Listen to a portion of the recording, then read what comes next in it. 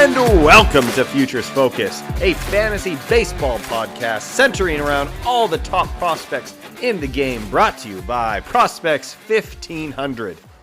My name is Alex Sanchez. Joining me is my co-host, Nate Eckert, and we are back with you guys to go over the top 50 prospects for the AL East. And with us today, we do have a special guest on to help us with the AL East. It's new to the squad here, Adam Green, and yes, there is a relation. Adam, welcome aboard. It's good to have you on for the first time here on Futures Focus. Thank you. I appreciate you guys having me on. Excited to talk some prospects, go over some of the top guys in the AL East, and look forward to the season ahead.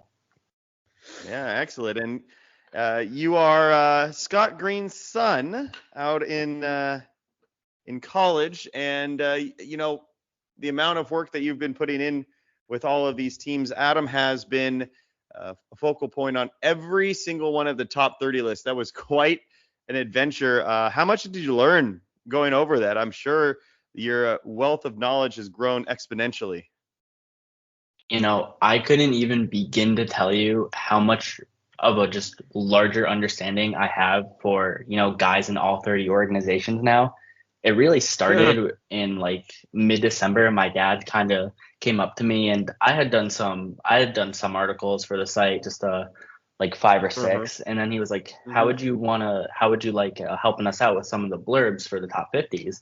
And I said, you know what? Okay, I can try it out. And what that kind of snowballed into was heavy research and studying up on guys in all 30 organizations. So it was a crazy ride, but I had a great time. Yeah. And I have to say, the amount of detail that we have in all of the blurbs is really astonishing. I think that, some people would write a little bit less than others, and others would write more as well. Some people gave too much. It was just like, nobody's going to read 3 paragraphs worth of prospect for 50 guys, So we found a nice medium. I really enjoy writing them, and I enjoy reading them as well. I think they're very helpful. It's a fine line between too little and too much information. So to be at least consistent, really, really, really helpful. And then Nate, how you doing over there? Oh, I'm good. You're out in UMass, isn't that right? Isn't that right, Adam? Yep, UMass Amherst. Now, I don't know about you. You probably weren't born yet, Adam, but perhaps Sanchezi was. Do you remember the UMass squad with Marcus Camby back in the day, the 7-foot dominant center? I personally don't. I probably wasn't born for that, but he still has a pretty big presence here. Yeah, Alex, do you remember though? I knew you wouldn't be born, Adam. But what about you? What about you? I remember Marcus. I remember Marcus Camby very well, but I didn't know he went to UMass, or I didn't follow. His college career, but I didn't think we'd bring him up. But UMass and UConn, those were some great old school college matchups there for college basketball. But that's not why we're here. It's college. It's MLB prospects and baseball. So excited to get into it, boys. Yeah, let's get right into it. We're going over the NL East, or the NL East. That's what I would like to do as a Braves fan. AL East, and with Adam having a lot of expertise with the Red Sox, and then again, obviously whoever the Red Sox play, he's going to be it's kind of his area, I think, of specialty. So he's going to help us along. I think, Nate, we're pretty good with the NL West, and we'll be good when we get to the NL East too, but we definitely need some help today. And just before we begin, I also wanted to mention, I kind of failed to do this last week. I was so excited to jump in to the lists right away, but I should mention them. If you're a new listener to Prospects 1500, or if this is your first episode, we do have a tier system here that's quite important because it gives you an idea of, where a guy stacks up with the rest of the league. Because if you have a poor organization, let's say like the Marlins in terms of prospects, and you're looking at their number 1 prospect, and then you're looking at the number 8th prospect for the Orioles, we don't want you to get those two mixed up and think one's clearly better than the other. The tier system allows us to realize just how good some of these prospects are, and kind of ignore the rankings within those tiers. I think they're pretty interchangeable for the most part. It's when they are going between tiers. So as a reminder, tier 1, and I'm quoting the site here, you can check it out, are players with a high expectations of both making the majors and playing at an all-star level for a number of years. To me, I've always interpreted that as has a chance to make at least one all-star team, and then you'd be willing to bet on it happening. So that always sort of limited my tier 1 players. We have tier 2 players with the definition of players with an above average expectation of making the majors and being a solid contributor. So an everyday player in my book that you're pretty confident on. Tier 3 are players with an average expectation of making the majors and being a solid contributor. So you're not nearly as confident in these guys, about a 50-50 chance they make the majors, and then being a solid contributor, you're maybe even a bench player or a fourth outfielder utility type of guy. We get to tier 4. Those are players that have the potential to make the majors as sleeper candidates or sustained MLB success. I always thought of these guys as guys that I kind of like, that if I see a 90th and 95 percentile outcome, that they would make the major leagues, and anything less than that means they're probably never making it. And the 5th tier was worth an interest. We have to come up with 50. So some guys are going to make it, but you would not bet on these guys to necessarily make an impact in the majors, or let alone make it. And so when we look at the tiers through all the teams, about 2% of our 1,500 prospects are tier 1 players, which is about 30 players total. And about 5% after that will make the tier 2. So that's 75 players or so. This is a rough estimate, by the way. It's not, this is what we go for. So that gives you an idea. If you're a top 100 prospect, you're probably in the tier 1 or tier 2. After that, 13% can be found in tier 3, 35% in tier 4, and 45% in tier 5. There we go. Got that out of the way. And every time now, Nate, we'll say refer back to this episode if you want information on the tier. Go back to the AL East episode and start it at exactly 5 minutes 45 seconds in. Yeah, we'll get double the listens. Perfect. Okay, we start with the Toronto Blue Jays, who are in a very interesting spot for me in terms of the major league level, in that they're not quite up to the level of where the Red Sox and Yankees have been. They seemingly have been passed by the Orioles as the new kid on the block. The system is okay, I think, is the best way I would describe it. I definitely don't think it's bad, but there's a lot missing in it. And I think that they definitely are at a crossroads, I think, especially with, Vladdy and Bo getting a little bit closer to free agency. They haven't signed either of those guys. Right? I'm not crazy. Yeah, no, not to my knowledge. They're still heading toward free agency. So, tier 1, we have Ricky Tiedemann, a left-handed pitcher who has seemingly been on the tier 1 for the Blue Jays now for a while. I think we've kind of been anticipating his arrival for a few seasons, maybe not a few, but maybe 1 or 2. And some injuries have kind of slowed him down. The stuff's still there. I'm a little bit lower on these pitching prospects just in general. I still think he's a tier 1 prospect. I don't know. What do you guys think? What do you think, Adam? When you were looking at this, was he close to dropping out of tier 1, or is he a pretty slam dunk for you? Yeah, for sure. I actually do agree. I think he's probably on that fringe tier 2 guy, but we bumped him up to tier 1. And I think it's fair. I mean, when he's healthy, the stuff's 100% there. But, one of the big things with prospects is just, can you stay healthy? And I mean, if you can't do that, you're going to fall. So, I mean, we're going to have to see what he looks like when he comes back. But definitely on that, fringe area. But I don't think tier 1's unreasonable by any means. Nate, where do you view Tiedemann on a top 100 list for you, if you were making one? Now, Granted, I would love to see how he, I don't know, halfway through the season, how many starts he has under his belt, but I don't have that luxury. I'm just gonna say this, assuming that he is healthy and he'll stay healthy for the most part for the rest of his career. I love Tiedemann. I remember when we were at the Futures game and his brother was there. His whole family was there, but his brother was there, and I talked to him for like 15 or 20 minutes. I mean, it was crazy that I had to realize and remember that the kid was only 19 at that time, and he's just such a big-bodied pitcher, from with his, and he's a lefty. His stuff is phenomenal, and the only reason why I'm more trending toward, I'd say top 20 to 30 overall, is because how well he did at the AFL in 4 starts. It's a good sign that he's now healthy.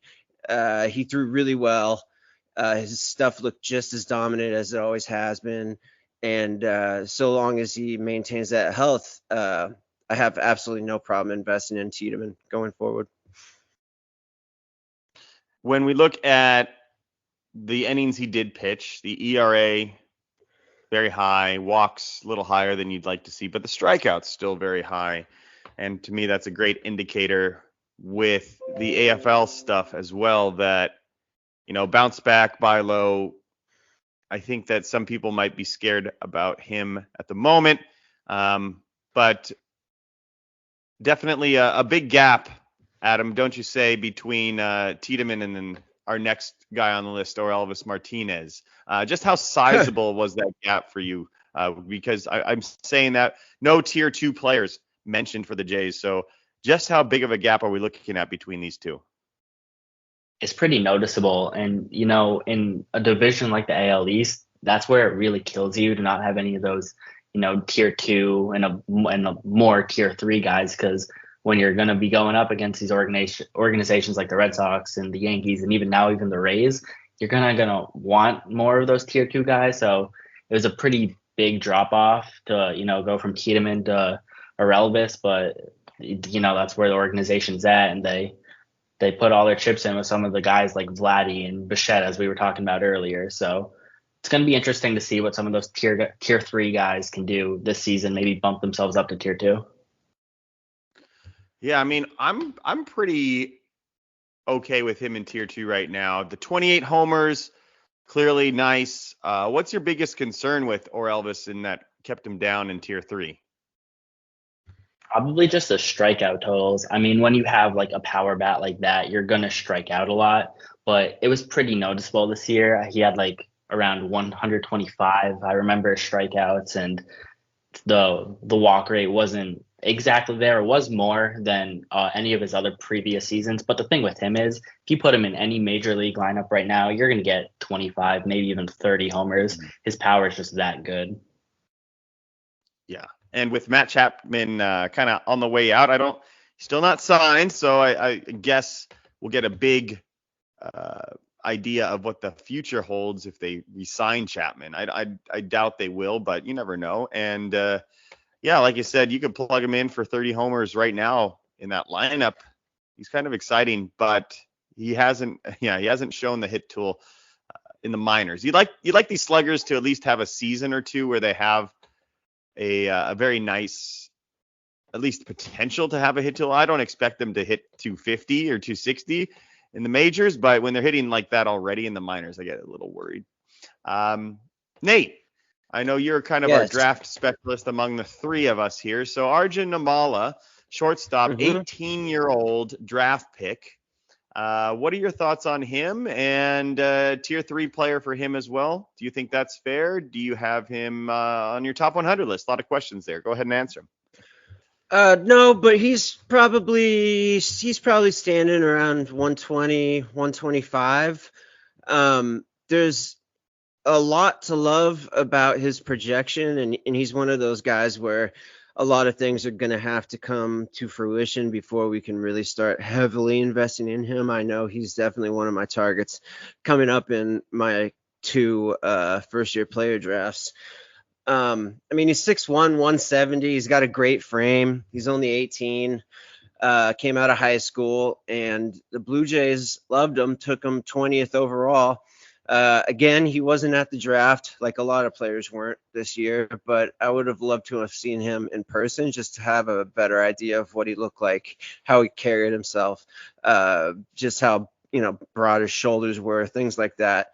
But I wouldn't be surprised whatsoever if we started hearing about him pretty early. Once he gets his feet under him. There's a lot of projection. I think of like Jordan Walker when he was still kind of raw, before he started becoming like one of the top names in baseball. No way he'll stick at short, but he absolutely can stick at third. He's got a good arm, and there's a lot to like about this kid. I don't know how much I would pay for him straight out of the gate, just because he's kind of an unknown. But I like the projection, and if I were taking a shot, and just didn't care, yeah, I'd roll the dice on Namala, no problem. If I'm taking him in a first year players draft, if say second round, probably I wouldn't be mad at that whatsoever. No, that would be great value.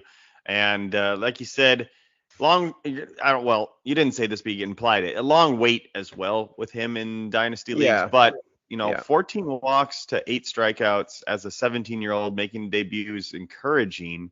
Definitely one to watch for the Jays. Now, the next guy that we have on the list is Alan Roden. I'm going to let you talk about him, Adam, and then I want to talk about Addison Barger. I know him very, very well. Alan Roden, I don't know as much. A 2022 draft pick, 24-year-old in Double-A already. So what do we think about Alan Roden? He had not a fantastic debut back in 22. It was a 233 average with a 685 OPS in 25 games. But come this season, he plays 115 games and just wows you. I mean, he had 317, almost up like 90-something points from last year with an 890 OPS. He was killing it this year. He really boosted his stock, and he's got that, good hit tool rounded out, can do some power, steal some bases. I think he's probably on the up, and excited to see what he can do this year. Yeah, I feel like there's a bunch of these 24, 25-year-olds that, we don't really worry about after they have a struggle in their debut. Like Blake Dunn, Jacob Melton, a couple other names as well that come to mind. But you're right, absolutely boosted his stock. It's a guy worth paying attention to. Definitely fast track if he continues these skills that he's been showing recently. So pretty exciting. But I did want to talk about Addison Barger, a guy that I've liked for a while. I think I've mentioned him multiple times on the podcast. I think he has just a phenomenal approach and attack at the plate with just a brilliant swing that shows a lot of power and promise, plus with some good dual eligibility, infielder, outfielder type. He had a disaster last year. It was not what I was hoping for when I basically acquired him wherever I could. But it does help explain why some of the struggles were there with the injury. So had, an elbow injury that really sort of limited him in what he was capable of doing. 9 home runs in only 88 games, but was able to return and really kind of hit a nice groove there at the end of the year. Something to look at going forward. I think you're going to, I was expecting to make the majors last year, wasn't able to do so. But when you take a look at his 2022, I think we're going to find something in the middle of both of these performances where he hit over 20 home runs, over 300, and then kind of put that in comparison with what he did last year. Something in the middle of those 2 seasons in the majors. I think I'm very confident in projecting. I just got to find some playing time for him somewhere. But overall, really excited about this guy. I might find a way to put him on my top 100 list if I'm being honest. So, but I think I'm one of the higher guys on Barger that you'll find. Let's go ahead and jump through these last couple here. We have Brandon Barriera, a left-hander from a 19-year-old in the 2022 draft as well. Nate, what do you think about this guy? One of the few arms that we really have on here. We had Tiedemann, and then we kind of have a lot of position players, and we finally get to another pitcher here. What do you think of him? I know he's a long ways away, but number 6 on the list is something to consider. Yeah, I like Barriera. You know, he kind of fits the mold with Tiedemann. He's a big-bodied left-hander. Tiedemann, of course, is bigger. He's got 2 inches on him and probably about 30 pounds. But he's also let's see here. He's 21 and I'm sorry, Tiedemann's 21 and Barriera is still 19. So we'll see what happens with the with the body fill out as he gets older and matures more physically. First rounder in 2022, came out of that high school in Plantation, Florida, that's known for Eric Hosmer, Tristan Cassis, and he, as far as I'm concerned, he's had some injury, a couple of injuries. That's why he didn't debut in 22, and he only got a whopping 20 and 1/3 innings pitched in 2023 due to elbow. Let's see here. I got it right here. Elbow, shoulder, and bicep issues. So that's a pretty big red flag. You want to see him healthy throughout an entire season because I'm sorry, but 20 and 1/3 innings pitched is just not a big enough sample size, especially when you think about how highly touted this kid is. I will say, though, during those 20 and 1/3, he only gave up 10 hits and had 25 strikeouts, and the opponent average was 149. So, I mean, he's definitely got good stuff, but concerns about his 6'2", 180 frame, they may be warranted, but let's just hope that this kid can stay healthy next year.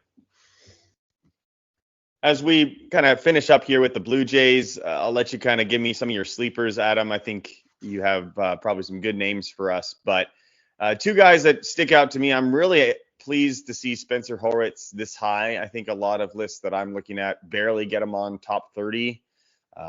He's done nothing but hit for like the last 3 seasons for the Blue Jays, and even hit in the majors pretty well. And I don't know how you can rank some of these other guys ahead of him at the moment. So to have him at 11 is encouraging. And Emmanuel Bonilla is another name that I've been excited about since he signed with the Blue Jays as an international guy. Very exciting tools, and you have him up at 21. So pretty encouraging to see those 2 guys there. But any other sleepers that catch your eye, if you wanted to talk about Leo Jimenez or anybody else that maybe we've looked over so far? Yeah, so actually right under Bonilla, Gabriel Martinez, I'm pretty excited about him. He did not have like a great showing in his high A debut, but I think he's going to have a better season. And just a little bit above him, Josh Kasevich at 18. I think he's a really exciting shortstop prospect. And then down in tier 5, Adrian Pinto actually hit pretty well in his 2023 season. So I think if he can just add a little bit more power and maybe, get a tick up with the speed, get some more stolen bases, he could probably be climbing up some ranks too. Excellent. So overall, Adam, if we had to give this system a grade, what do you think you'd give it? Let's give it like on a scale of 1 to 10. What do you think it is? 10 being the best. So 1 to 10 is tough because you want to give them, a pretty high grade because you got some guys that are going to be good in the major leagues, looking at the top with Tiedemann and Martinez, but really having no tier 2 guys really kills them. So the highest I would go is maybe 5.5 compared to some of these other organizations. And I think maybe you can go 6 if you're really high on some of these other guys that had down seasons, but I wouldn't go any higher than that. Yeah. Well, a team that has a perfect 10 that I think nobody can argue is the next team we're going to go to. That's the Baltimore Orioles, the envy of everybody's eye, a team that, I think is going to compete for a World Series this year. I think last year was that jump that to where everybody is going to pay attention, and I don't see how they don't improve moving forward. There's so many guys. For how much we just took with the Blue Jays, I can't imagine how long this list is going to take us. The biggest arguments here are going to be like, I know tier 1's supposed to be really elite, but honestly, I can see all 6 of these guys that we have in the top 6 being all-stars at some point. And I would bet they all are at some point, honestly. I would have no problem putting all 6 of these guys into the tier 1. And those 6 guys, by the way, are Jackson Holliday, Samuel Basallo, who we do have in tier 1. Then we move to tier 2 with Kobe Mayo, Colton Cowser, Heston Kjerstad, and Connor Norby. So what do you think of that, Adam? I'm getting crazy. I don't think we've ever seen anybody put 6 guys. I think Nate was the closest. He always put all of his Dodger guys in tier 1. But I'm ready to put close to 6. I'm ready to put all 6 of these guys in. Can you talk me off the ledge, Adam, before Scott lets me go from the team? Man, it's crazy. I'm just looking at the list right now. There's no holes really here. You were looking at just a 10 out of 10 organization for their prospects.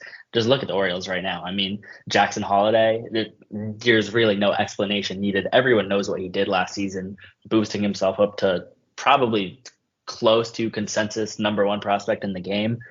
I don't think there's a crazy argument against that. Basallo, the year he had, looking like their future everyday catcher for sure. And then Mayo, Cowser, the tier 2 guys, like you were just saying, there's arguments for them to be in tier 1. So with guys with MLB experience, AAA that are real close to the majors, it's pretty scary looking at that organization. There's a lot to be excited for the Orioles fans. Yeah. Let's keep this quick for these top guys and see if we can't find some value down below, because I think you can with these guys in the teens in this organization. People are just not going to see them in top 10 lists, and they're going to just write them off. But we'll do kind of a rapid fire. Jackson Holliday, number 1 prospect in baseball for you, Adam, or is it somebody else? I don't think there's an argument against him being the number 1 prospect in baseball. Look at what he did last season, and he's only 20. I mean, the kid's going to be in the majors this year, and I think he's for sure the number 1 prospect in the game. Yeah. Nate, what do you think? Do you have anybody above him? Nope. Just Holliday. Me either. He'll be my number 1. I love shortstops. I love the bloodlines. I love the swag. I love the organization. I like the fact that he's not right-handed playing in that ballpark. I mean, there's nothing wrong with him at all, except for the people that picked Drew Jones over him in first-year player drafts. So rest in peace. Now, next question, Samuel Basallo. Now, he's a guy that these other guys, I think most people are going to know a lot about.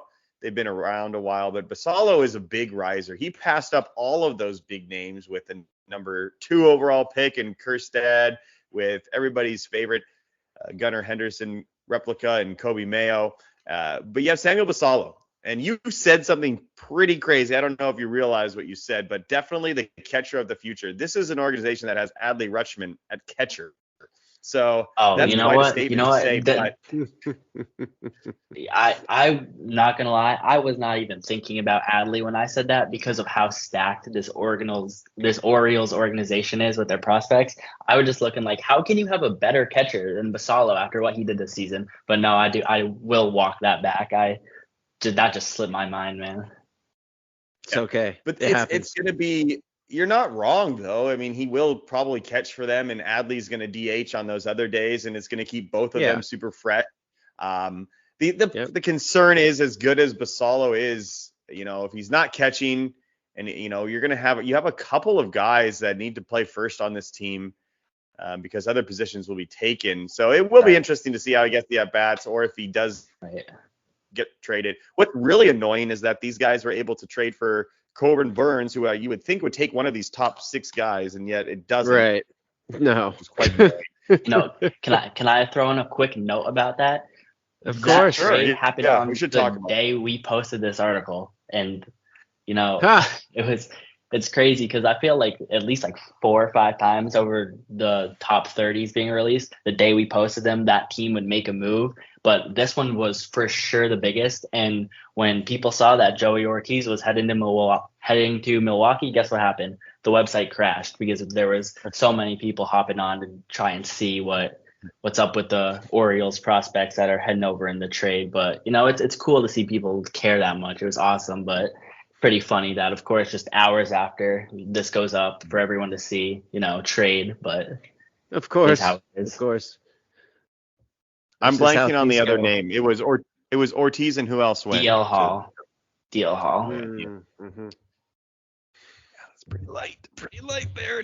Pretty light. Gasper. Pretty light. Oh, Gasper's struggling. Okay. Yeah, Okay, Gasper's so furious. yeah, Vassallo is a stud, a guy that you might be able to get. Okay, here's the question. Let's see. Just give me a number. Don't give me an explanation or anything. And I know you probably haven't done your list. That's why this is fun. So Nate, where is he at on your top 100? Just give me a number. 19. Adam?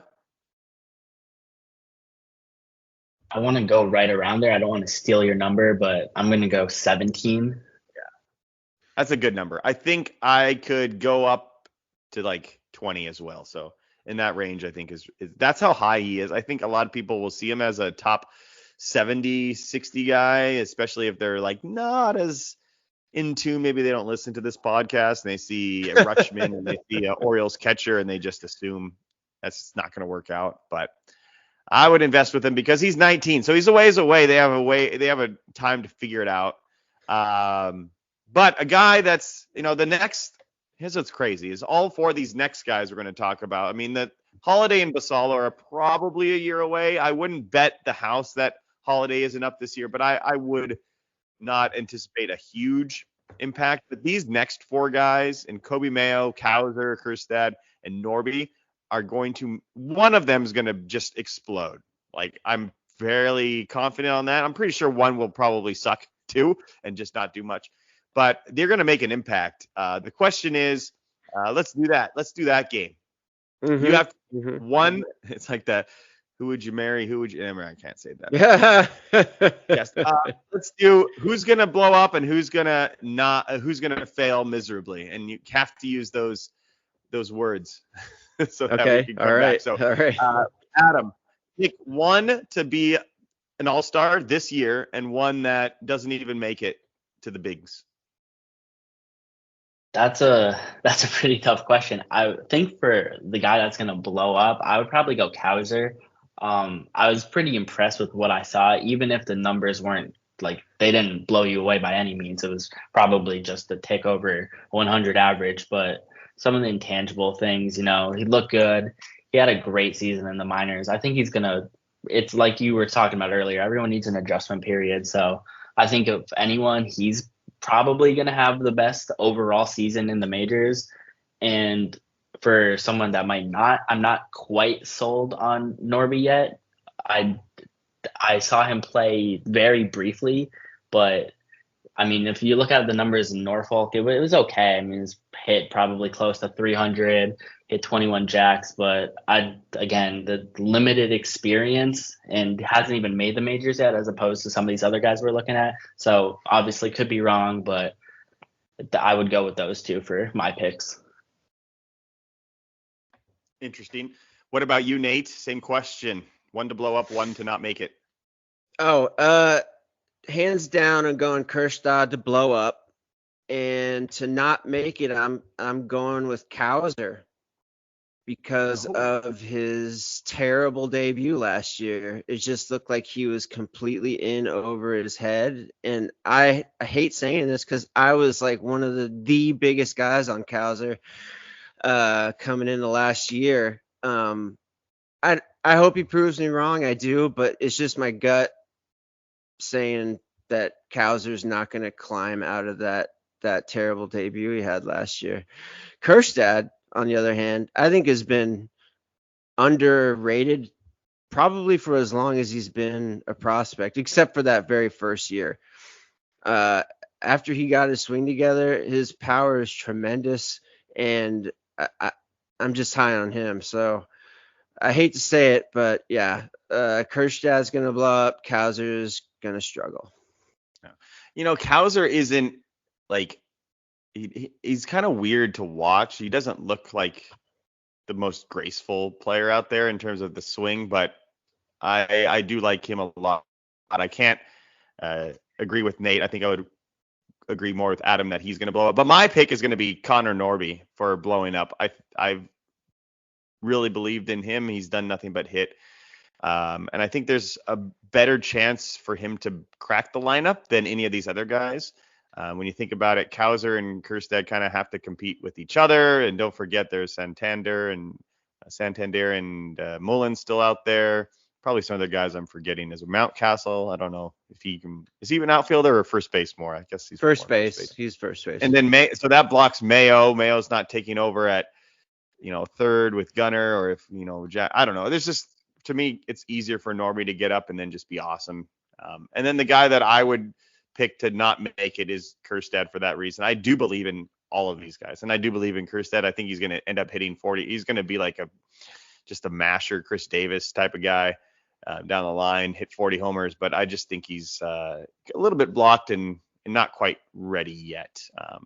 But he's got tremendous power. These guys are all so much fun. And none of us even mentioned Kobe Mayo, who is just like going to be Austin Riley essentially for the Orioles. They're basically going to add that type of bat to this team with Gunnar, and it's crazy team, man. This team is just insane. So, and then we go to tier 3. Like, honestly, I feel like you just had to stop at tier 2 because I could see Beavers being in there. Yep. And then I think that probably ends as well. But Dylan Beavers, I mean, to me, this is the guy that we should talk about more than any of the other ones because nobody's selling you those guys. Maybe Norby you can get for a decent price, but nobody else is selling you those guys for cheap. But I do think you can get Dylan Beavers at a discount now because he's sort of overshadowed. Is that a reasonable analysis of him, Adam? Yeah, I think he could probably, we could bump him up to that tier 2 just because of how good he has looked. The thing I would question is he going to stay in center? If he is, then for sure that's a perfect evaluation that you just had. But if he can't, then, maybe you drop him down a little bit because that center field defense is pretty important. But he does have that 20/20 potential at the plate, so I wouldn't put it above him, but I wouldn't say he's not capable of it either. Mm-hmm.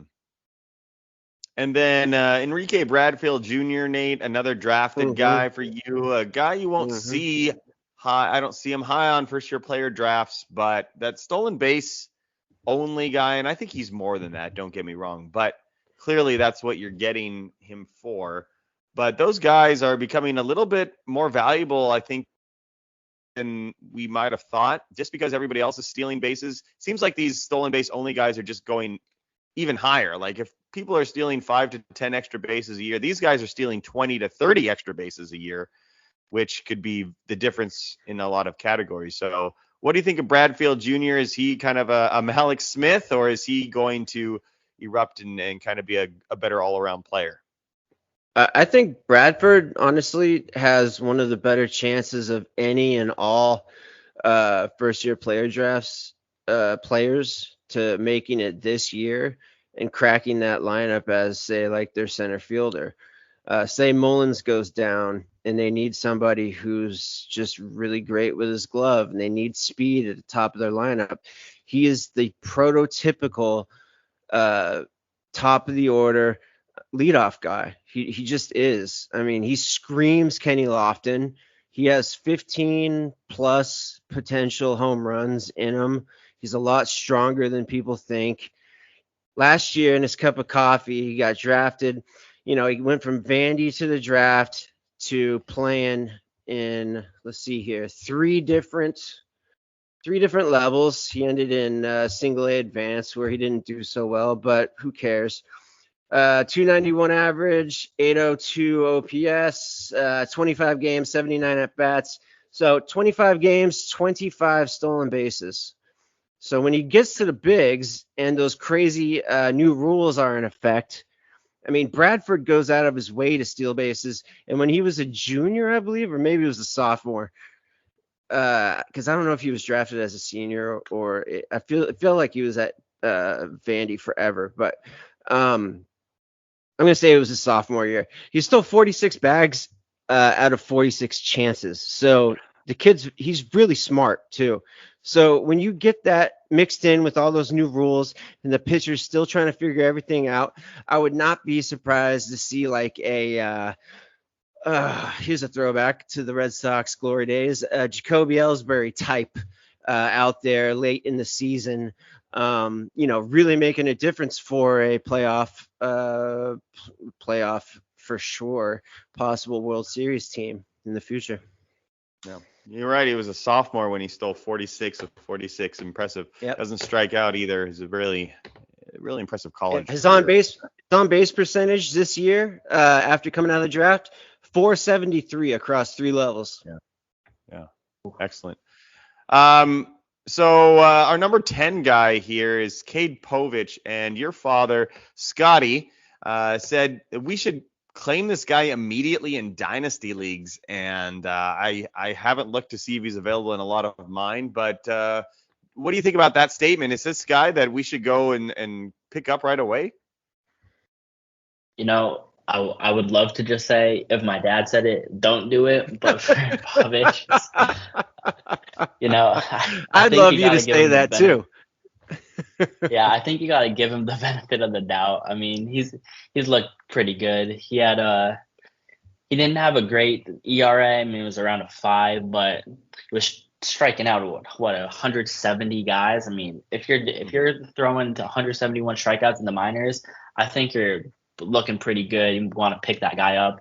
I'm by no means a dynasty expert, but 171 strikeouts speaks for itself. And if you look at some of the other numbers, it was a 12.2 strikeouts per 9. He threw 126 innings.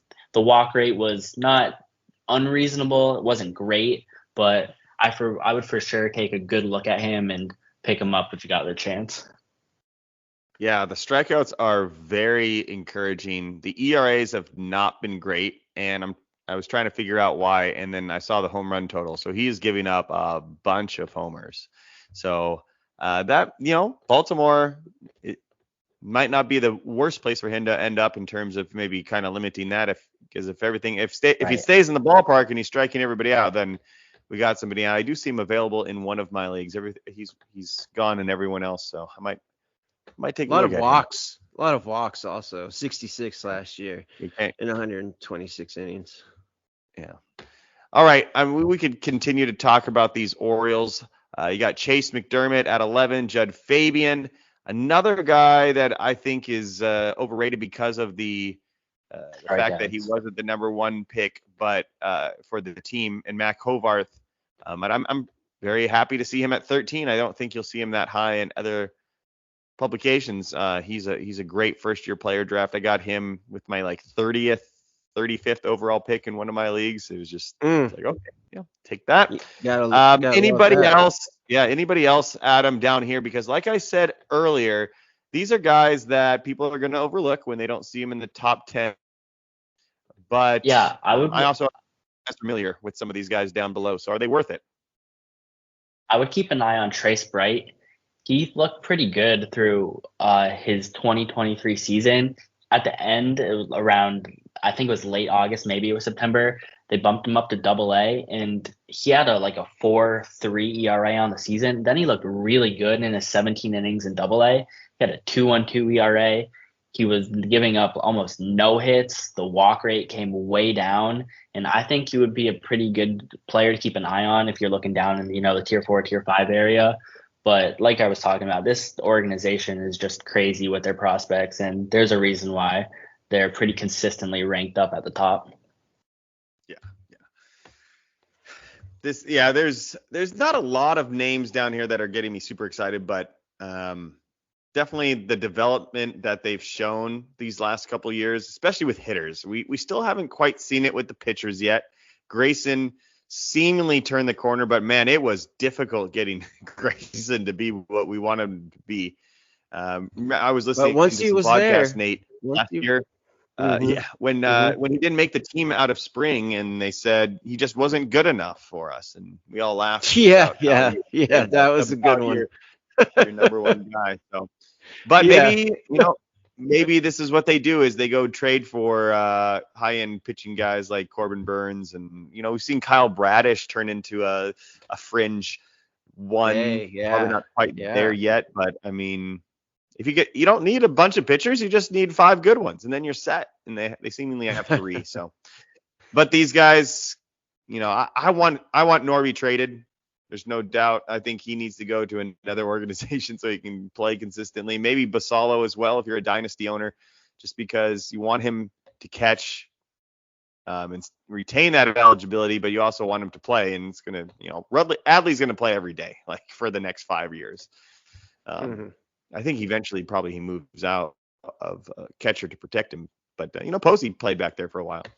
Anyway, rambling on here, let's go ahead and take a break, and we'll come back.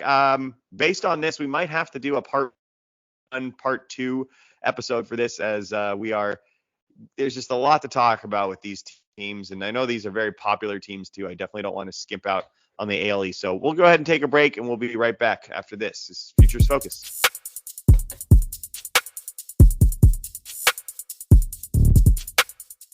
Prime Big Deal Days is here, with exclusive savings just for Prime members. Woohoo! Involuntary deal squeals can happen, like the deal on travel mug squeal. The deal on a new blender squeal. Yeah! Or the classic deal on electric toothbrushes squeal. Oh yeah! Woo! Save big on electronics, fashion, and more this Prime Big Deal Days. On now.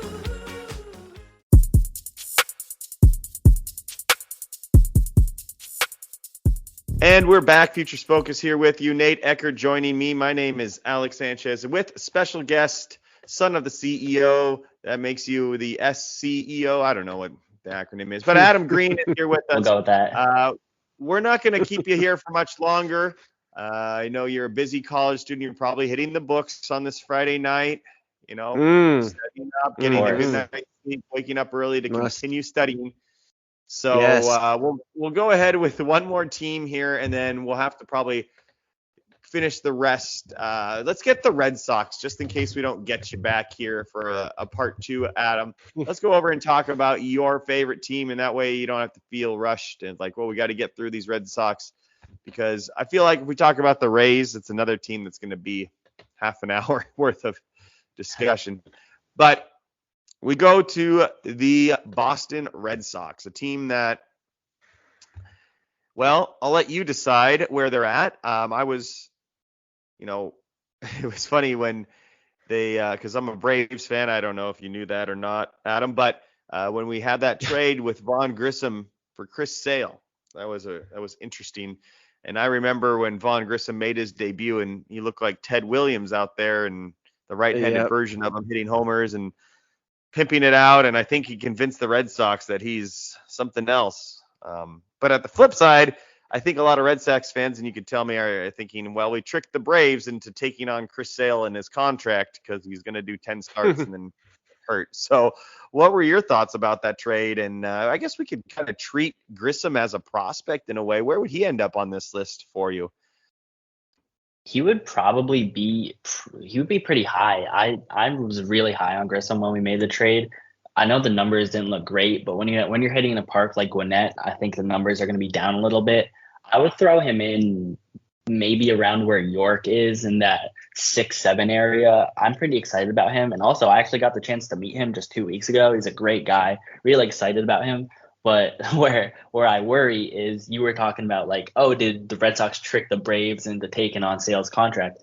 I'm worried that the Braves tricked the Red Sox into getting Sale, getting him back to form, see what he can do. I feel like it was a week after they traded for him, they extended him, right?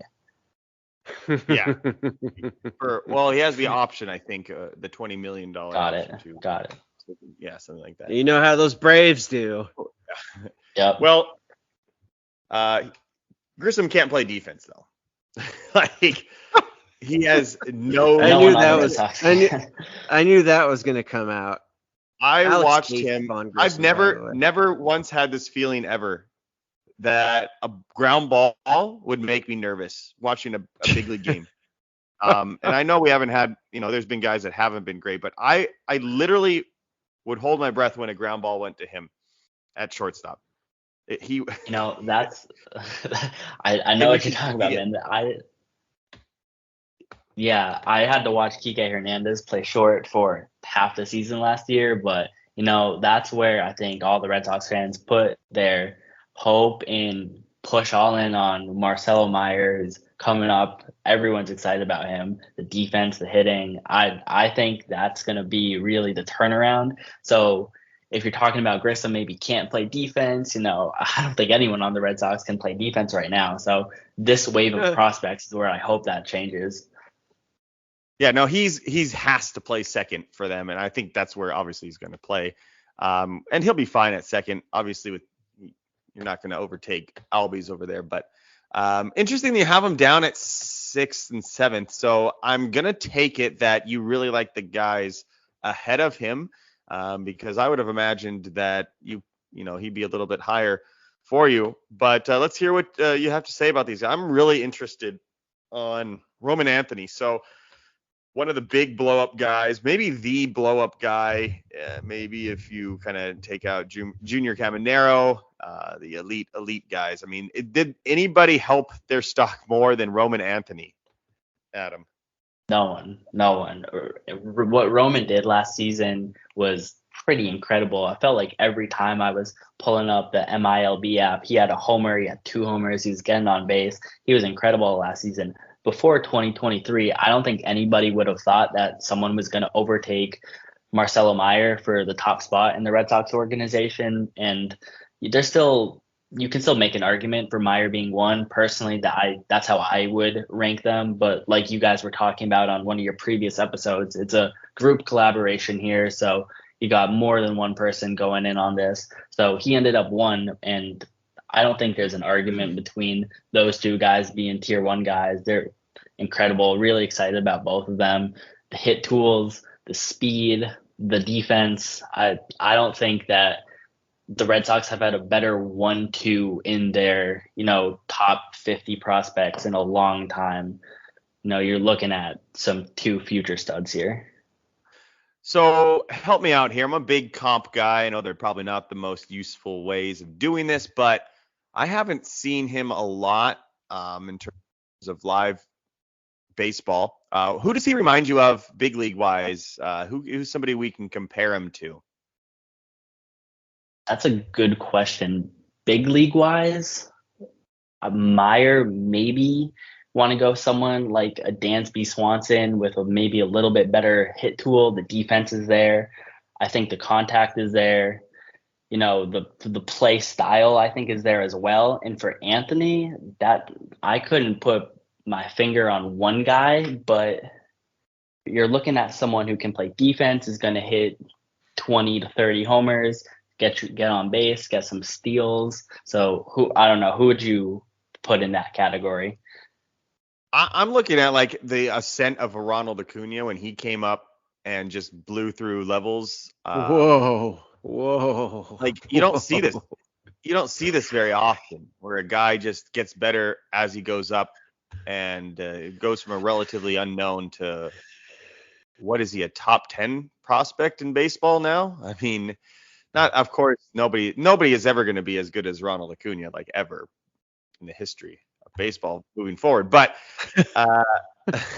man, that's kind of just like, I don't know if the skill set matches because like I said, I haven't seen him live a lot. I need to kind of do some research on him and see kind of who he reminds me of. But like the ascent reminds me like of that, or like a Jackson Churio as well. If we want to go non-big league guy that, nobody knew who he was, and now here we go. So I think, you would know better than me on those comps, but it's kind of where my head's at. Nate, I know that we've had some conversations with Marcelo Meyer. When we look at the kind of the big three from that draft class with Lawler and Meyer and Jackson Merrill. Where are we at with relation to those guys? How would you rank them? I mean, for me, Mayer and Lawler are so close. It's really hard to knock Mayer down, as far as you probably want me to because of his year last year. He was hurt. Lawler wasn't. Lawler had a much better 2023. I still believe in Marcelo Mayer more than I believe in Lawler. I love his left-handed swing. I love his defense. He'll always stay at short. And personally, I mean, I made up my mind about those two probably 2 years ago. But I just see a more natural hit tool with Mayer. And with Lawler, he has a beautiful swing. Don't get me wrong. I mean, he's a top 25 prospect, no doubt about it. I like Mayer's ability to get on very naturally, and the power will come. Like I always say, it's always going to come, and he's going to stick it short his entire career. Maybe the last 5 years he'll go to third or something. But I mean, this kid could be like Adam said, he could absolutely be like the cornerstone for the Red Sox giant turnaround. And as far as Merrill, I'd say maybe 5, 6, 7 spots down from both of them, because for me they're right next to one another. I don't even think there's two players in minor league baseball that are closer right now than Lawler and Mayer. But I have to go with Mayer because I've been backing him from the beginning. What about you, Adam? Now I'm curious because I disagree with that list that he just did. So for 1 and 2. Yeah, I give you 3 guys. You rank them 1, 2, 3. Lawler, Merrill, and Marcelo. Oh, for that. Okay. So biased, I want to go with Meyer, but I would probably go Lawler 1 just because of the fact he's already reached the majors and he's at that level. So I would go Lawler, Meyer, and then Merrill if I had to go with those 3. But hopefully, when it's all said and done, you can look back, and I would love Meyer to be at the top, but we'll see. Yeah. So just to confuse everybody, I would have Jackson Merrill closer to Lawler than I would Marcelo Meyer. I think Lawler is easy 1 out of that group, and then I would have Jackson Merrill in the middle of those 2, and probably, I'd have Lawler top 10, I'd have Jackson Merrill top 25, and I'd have Meyer top 50. Kind of where I'm at. So everybody is rightfully confused because we gave all different. So there you go.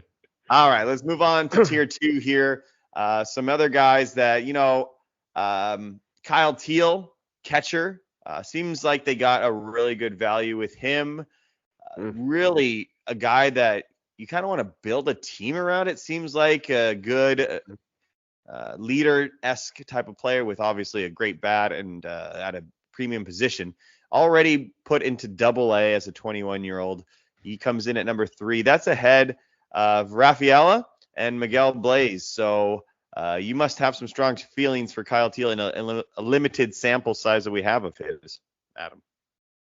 Yeah, he was awesome in what he was able to do after he was drafted. I know I was talking about Basallo with the Orioles, like he was the catcher of the future, just completely forgetting about Rutschman. But for the Red Sox, Teel is that guy. What he did in his time, as like I was just saying, was crazy. The power, the hitting, the receiving skills behind the plate. And like you were saying, just a great guy you want to build a team around, it feels like. So I wouldn't be surprised if he reaches the majors even by this year. For a 21-year-old kid that is already in Double-A just right after getting drafted, there's a lot to be excited about with him. And I think he solidified himself in that number 3 spot for Sox prospects. So definitely want to see what he does this season. And if it goes well, then you could be looking at a guy that's pushing his way into the majors. And I need you to convince me that Zdeno Rafaela is not Jackie Bradley Jr. 2.0. I would have a hard time doing that just because of his glove. It is one of the best in all the minors. I was saying if you put him into the majors right now, he's going to have one of the best gloves in baseball. The problem is when he's at the plate, you don't know about the strikeouts. It was pretty inconsistent. He's gonna have a little bit of some power in his bat. He's fast, like I was saying, great defender. But the concerns is the chase rate and the strikeouts. So you're gonna have to see what he does. He did get promoted at the end of last year, and he did look pretty solid in about a month's worth of games. The Sox were playing him at second and even short a little bit, so it's interesting to see him in the infield. But long term, I think you're gonna get him in the outfield because that's where his glove is really gonna shine. Little Mookie Betts action, huh? They did that. That's the Red Sox too. All right, Nate, is Miguel Blaze, is he your favorite Blaze in the organization? In this organization? Yeah. Yeah, I mean, he has to be. I'm not a big Blaze Jordan guy. Never really have been. But I don't really like. I'm not a real huge Miguel Blaze guy either. So, but he's young. He's only 19. He's got great tools, tooled up from the stool up, and 6 feet tall, 170. He could run into a really great season here, and he could be right back up there with maybe Anthony. Say he goes out and does something crazy next year. I mean, who knows? These kids, these youngsters that have all these tools in the world, just like you were saying, look at it, Ronald Acuna.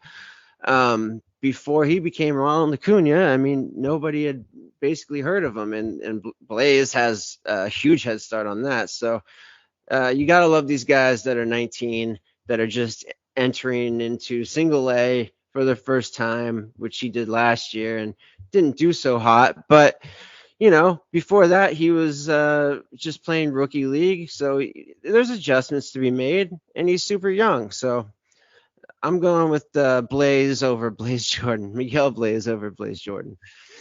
Now, Adam, I feel like Miguel Blaze was the hot, hyped guy that Roman Anthony stole his talent, Space Jam style, and he did what everybody wanted Miguel Blaze to do. So, what are his chances that he can kind of turn it around? And where do you think his ceiling is? Is it? I mean, I hear a lot of people saying that he could be Roman Anthony, or not Roman Anthony, but be at the level of value at Roman Anthony in about a couple months if things go really well.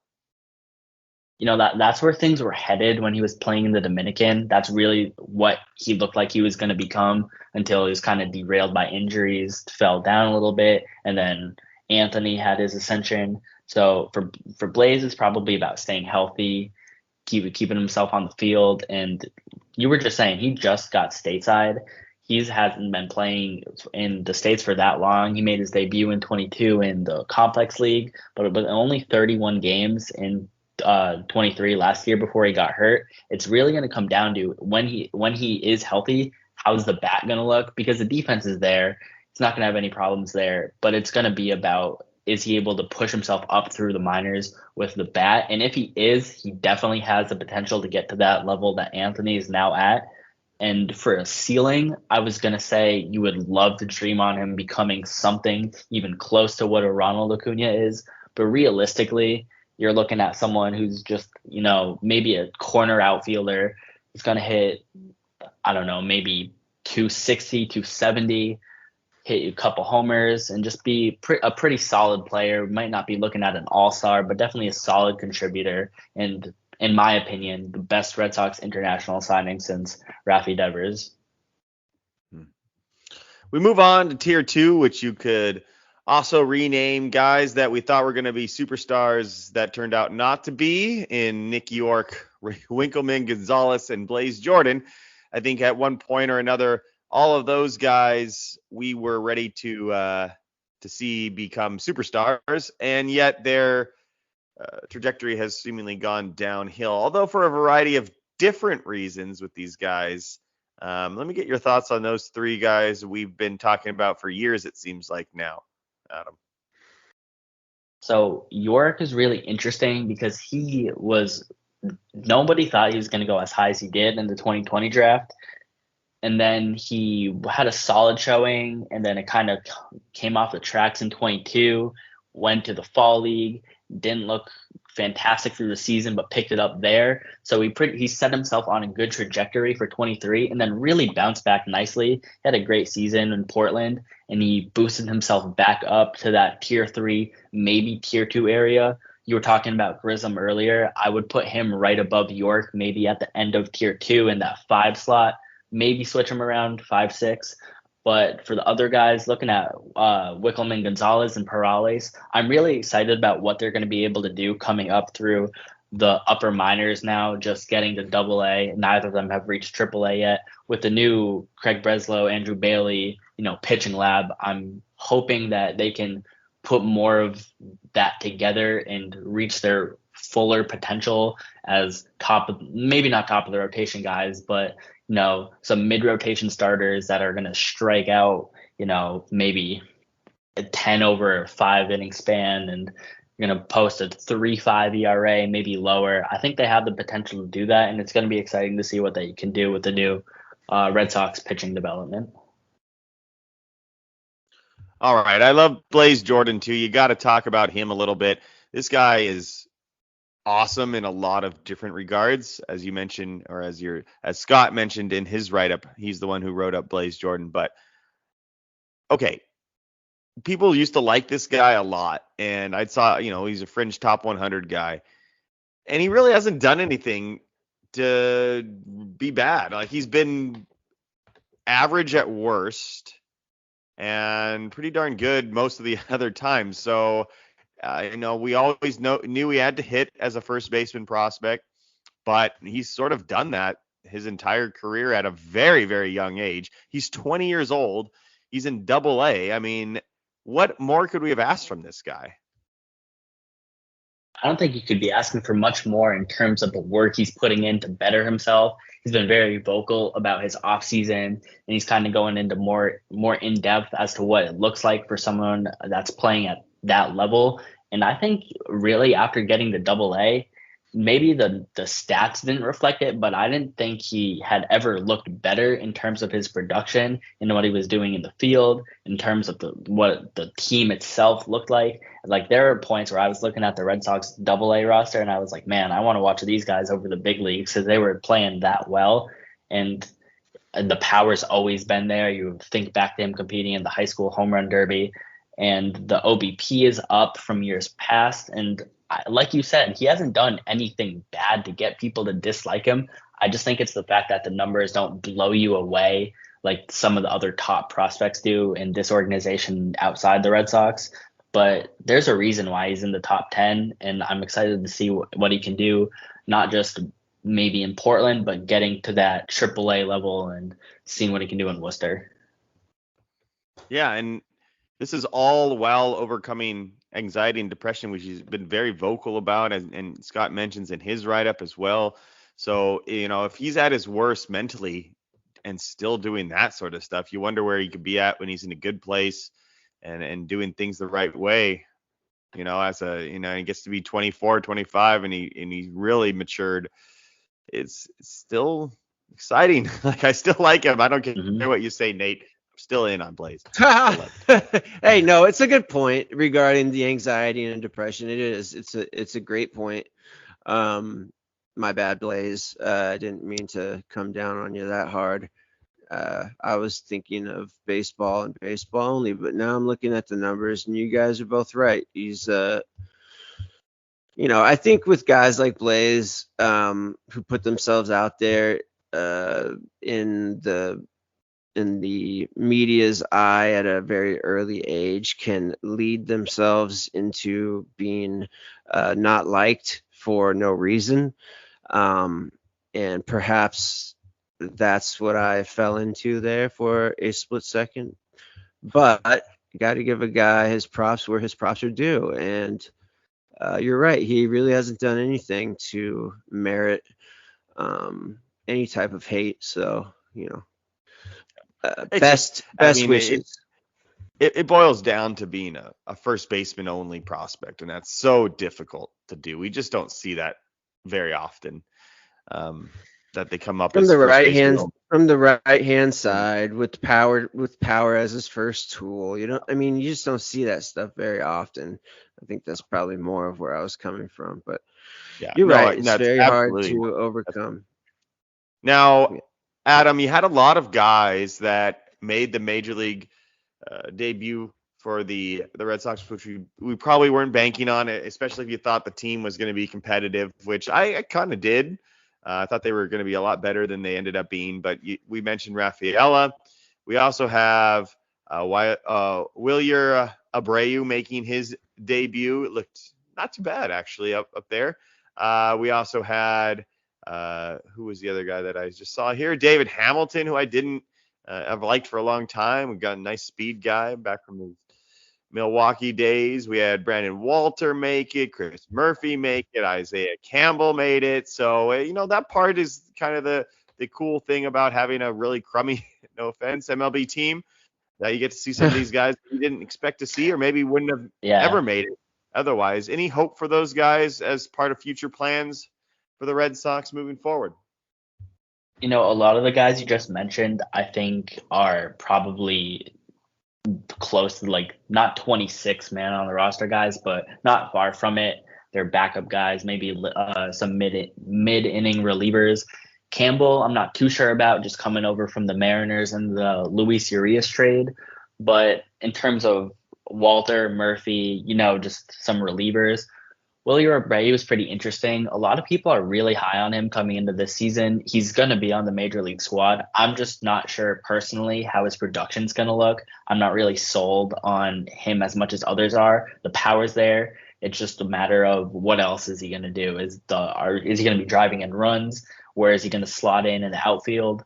It's a pretty tough picture looking at the major league squad because, like you just said, they're not great, but they have a ton of outfielders that maybe they move one. I don't know. But the other guys that are in that fringy AAA, maybe make the majors area, I don't think it's great. I think a lot of the talent in this organization is, honestly, a lot of it you can just flat out say is in Portland right now.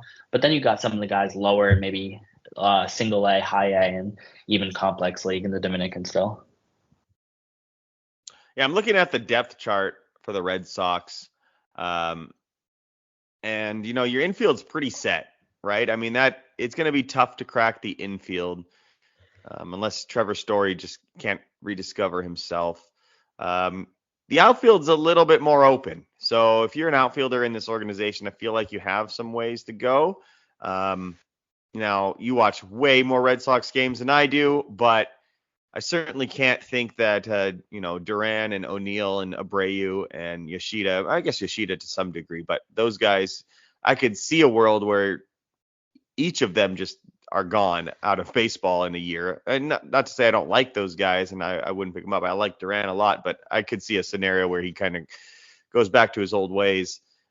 So the outfield is wide open, and the pitching rotation is quite open as well, but we didn't mention too many pitching prospects. I know we kind of touched on Gonzalez and Perales, but there is ways to get into this lineup.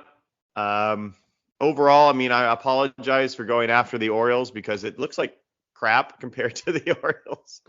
I think it's more how good the Orioles are. No argument there.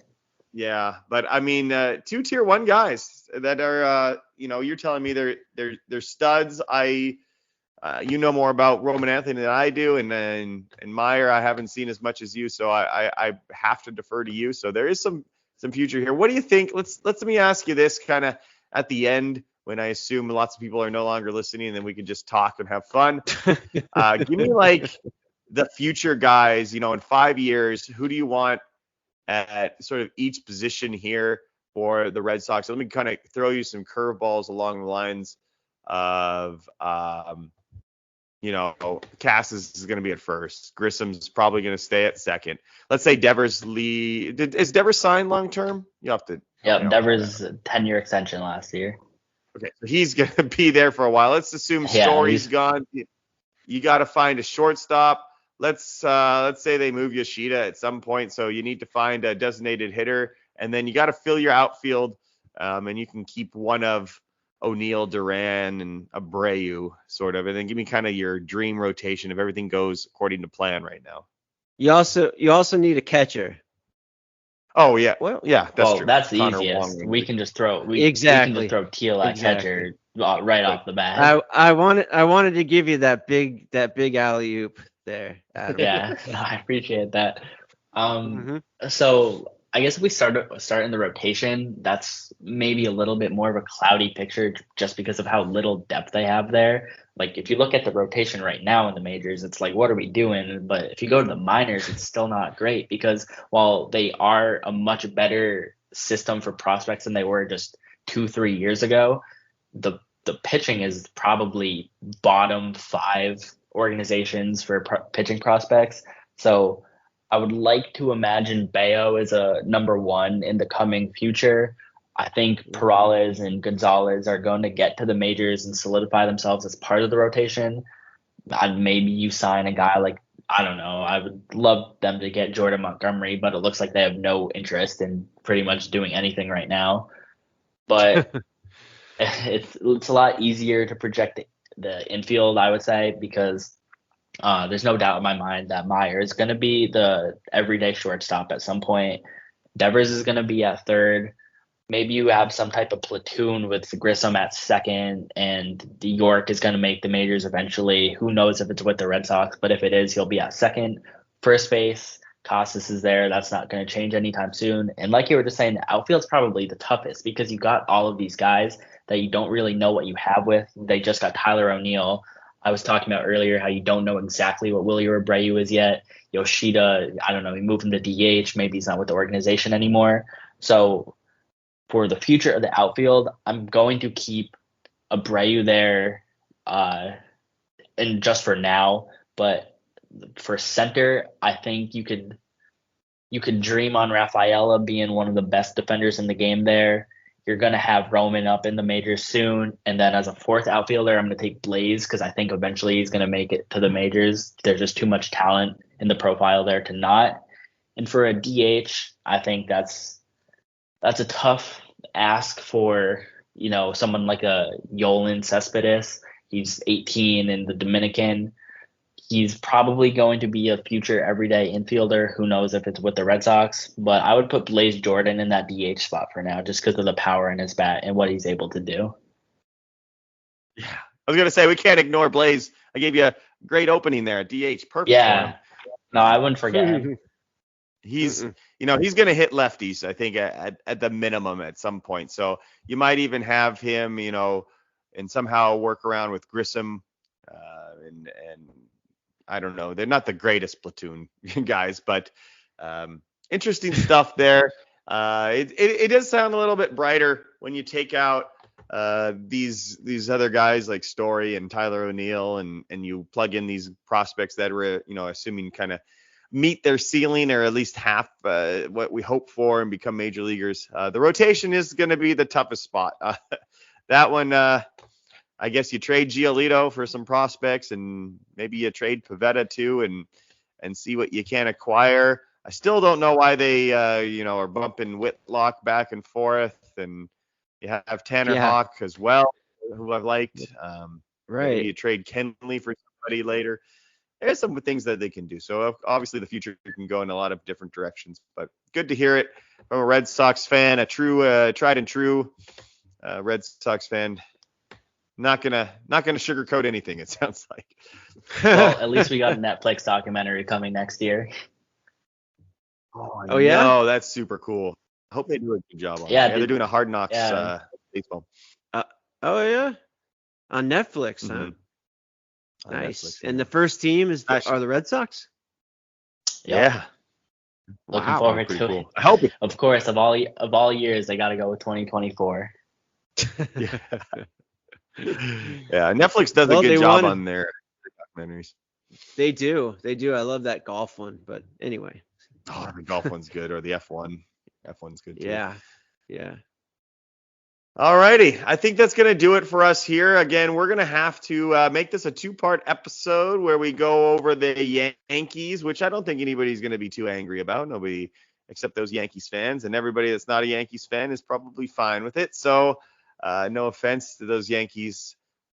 Well, I guess a little offense was meant. And we do need to talk about the Rays as well. They are fascinating. We used to always think that there's just this stacked team in the Rays, but it's not as stacked as it used to be, this Rays team in the minors. So we'll see what they can do and talk about those guys as well. But we'll do a part 2, and we'll hit up another division, see if we can't steamroll 2 in that part 2 episode. But that's going to do it for us today. Go and hit those books, Adam. I know that's what I was doing on a Friday night at UC Santa Barbara. Definitely was studying. Yeah. Stuff. Studying hard. Adam, thanks for joining us. Anything that you want to plug, things you're working on? I know you're probably taking a little bit of a break after all that hard work, but what can we look for from you going forward? So right before we started the top 50s, I was just starting out with Prospects 1500, very new, and I didn't know how great I was going to be at doing articles, but I started this series of 5 emerging players in each organization, and I definitely want to continue that. If anybody has any team suggestions, I'm open. I know you're a Braves fan. I actually already did the Braves, so that one's available, but I'm always looking at prospects that are, kind of mired down lower in the minor leagues. So if anyone has any suggestions for teams, I'd love to get started on that. I'm going to probably run that until the beginning of the regular season, and then once we hit the off season for this year, we can start that right up again. But it's been great just in my few months. I love the minor leagues. I've learned so much just from these top 50s and listening to some podcasts that you guys do. It's a great time, and I really think that minor league baseball is in maybe the best spot that it's ever been. As much exposure, and there's a lot of players to be just really excited about. Amen. Exactly. It's really like a rabbit hole type of thing that once you get going with the prospects, you know that you can never know them all, so you keep going down and down like Alice in Wonderland, and then you're in a whole new world. So that's what I know Nate and I have done. So great time. Yeah, the Mad Hatter and that fat cat, whatever its name was.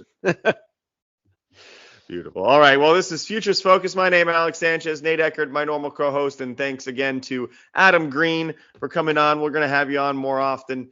It was a great in-depth look at some of these guys. Hopefully we helped out some of those dynasty players out there and just people in general getting to know these guys, what to expect in the future. So we'll be back next week. Enjoy. Oh, I guess we should do some predictions since we're here. We got Super Bowl coming up.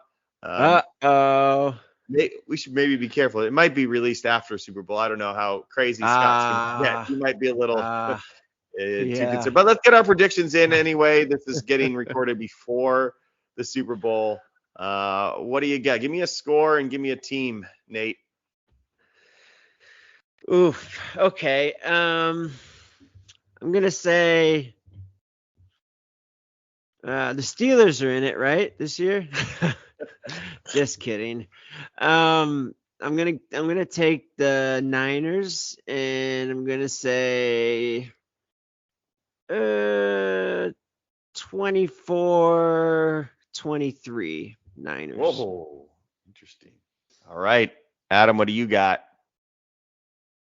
So I would love to pick the Niners because I can't stand the Chiefs as a Patriots fan right now, but I really have to be realistic, and I think Mahomes is going to get it done for his 3rd time. So I'm going to go 30-26 Chiefs. As much as I hate to say it, I think they're going to pull it off, and, their dynasty's on a roll right now. Give me the Niners in a semi-blowout, 27-17. Nice. So we talked about Marcus Camby. We talked about minor league prospects. That's everything. That's the trifecta. All right, boys, we're out of here. Futures Focus. Thanks again for listening. For everybody that makes it through the end of this, and we'll be back soon. Futures Focus. We're out.